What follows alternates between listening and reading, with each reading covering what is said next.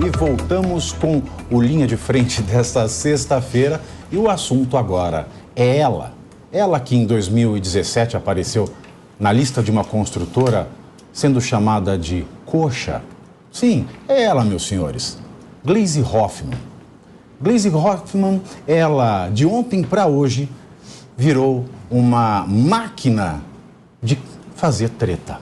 Ontem, o bispo Edir Macedo, fundador e líder, dono da Record, líder da Igreja Universal, publicou um vídeo no seu Instagram pedindo o fim da mágoa dos evangélicos com Lula e falou até em perdão ao presidente eleito por conta de todo o roubo que ele cometeu. Vamos conferir o trecho. Quando as pessoas estavam orando e pedindo e perdoando as pessoas que as feriram, uma das pessoas que gritou assim, mas todo mundo ouviu, ela gritou: eu perdoo você, Lula, ao Brasil, que fez o que fez, que roubou, que fez isso. Vamos colocar a cabeça no lugar. Nós fizemos as nossas escolhas. E a escolha foi da maioria, obviamente, que votou. Então, nós não podemos ficar com mágoa, porque é isso que o diabo quer.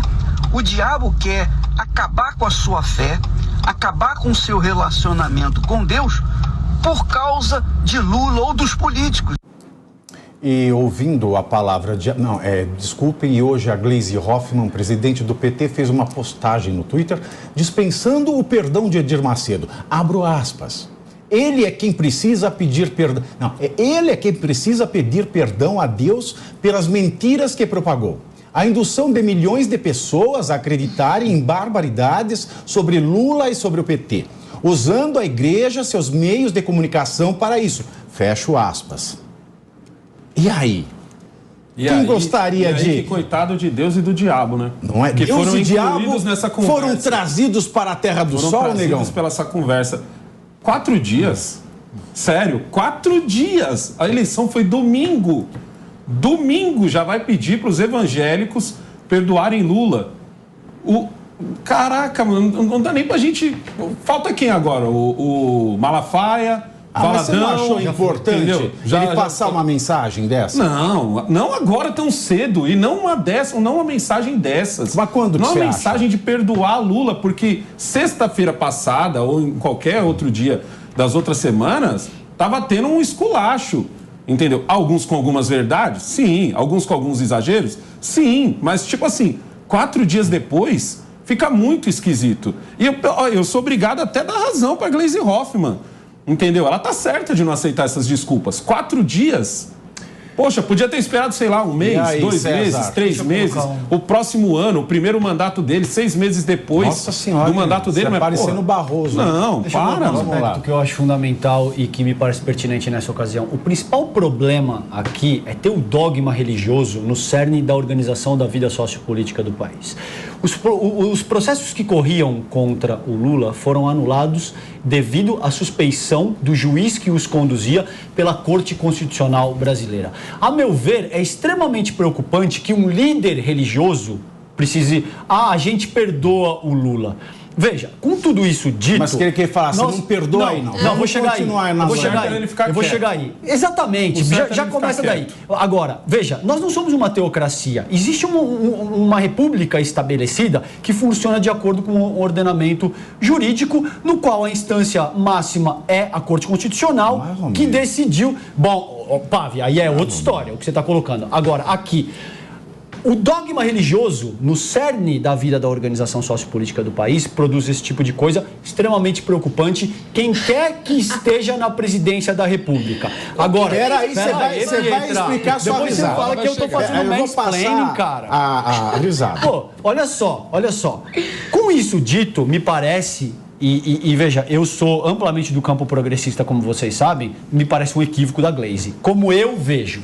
Eu não teria feito isso. Os dois estão errados. Não tá errado. Ela tá certa. Agora, olha que pra mim falar que a Gleisi tá certa. A meu ver, se eu fosse a Gleisi nesse momento, aproveitaria isso para ganhar capital político, no sentido de dizer, veja, uma ampla liderança evangélica, hoje você deve ter 60, 70 milhões de evangélicos. Você está indo no debate do Dória também, né? É por isso que, Alessandro, é por isso que eu já coloquei isso antecipadamente para te dizer que a gente está caminhando para formar uma espécie de teocracia que é extremamente complicada. Isso posto, não é o César que define como a República se organiza histórica e culturalmente. As coisas estão postas. A forma como as coisas estão postas hoje em dia, se eu fosse presidente do Partido dos Trabalhadores, eu não teria dito isso dessa forma. Aí você teria dito falso.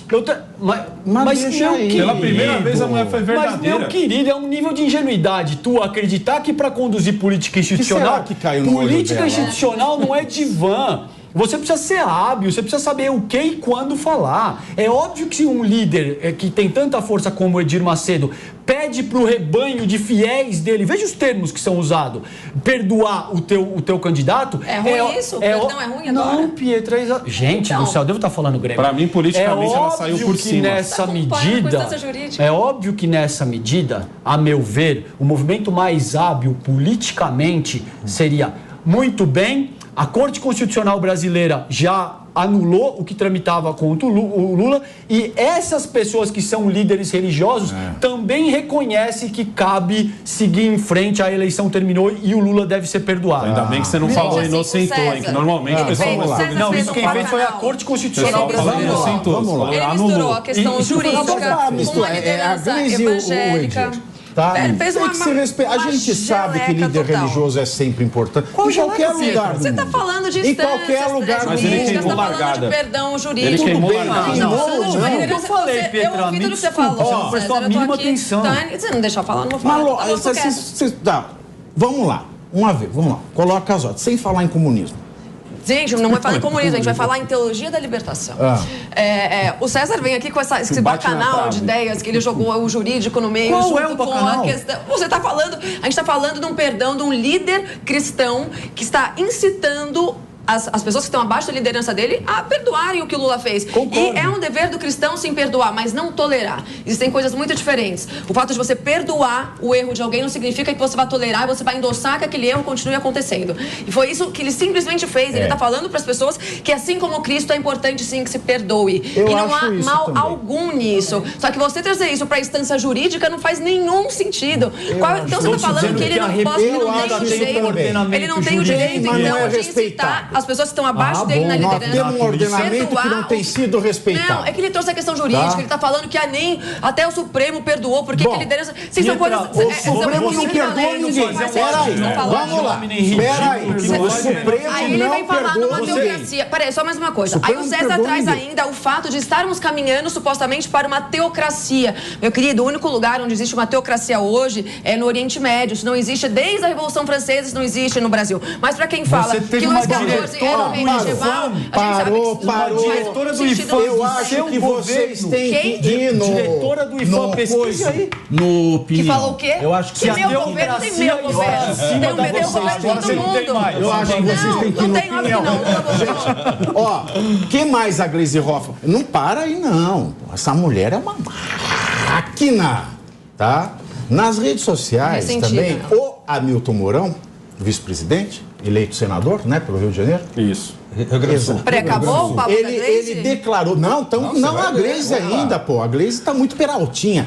Ele declarou, meio à transição, o Partido dos Trabalhadores começou a negociar, vou abrir aspas, tá? Um rombo de 200 milhões no orçamento de 2023. Bilhões. Um rombo de 200 bilhões, tá? E que falta, abro aspas de novo, compromisso com o equilíbrio e os críticos para olhar tudo isso. Se vocês soubessem o tanto de erro de português que tem nesse PP. Mas aí a Gleisi Hoffmann, tá? A Gleisi Hoffmann, que é, todos nós sabemos, a presidente do PT, estamos falando dela, não gostou da fala do Mourão.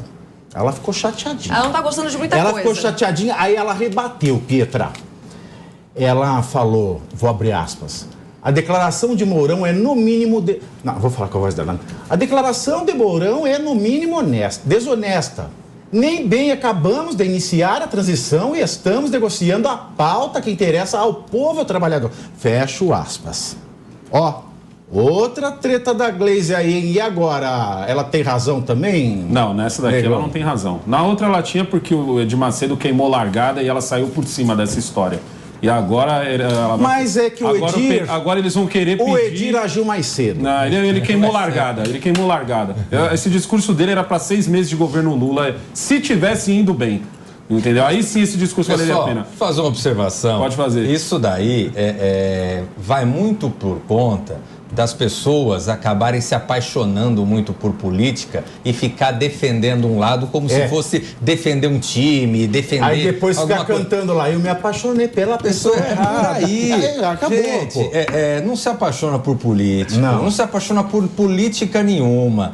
Na verdade, você tem que escolher um lado que seja mais adequado às suas ideias, às suas posições. Esse lado vai disputar uma disputa eleitoral, por vezes vai ganhar, vai ser obrigado a montar uma coalizão, muitas vezes com pessoas às quais você não gosta, outras vezes o seu lado vai perder e vai ser obrigado a ir para a oposição e vai ver o seu amiguinho do lado indo pro lado do seu adversário. Aí nem quem ganhar, nem quem perder. A vida é assim. Exato, gente. A vida é assim. Vai todo mundo perder. O importante é que todo mundo não perca tempo com isso.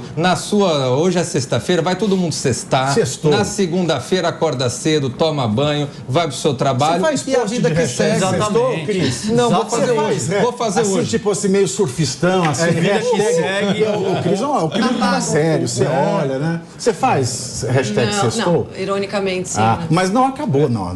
Não acabou. A Glaze não acabou. Deixa só entrar outro, que senão nós não conseguimos acabar, só entrar, porque fica tudo Glaze, né? Nós ficamos glazeados.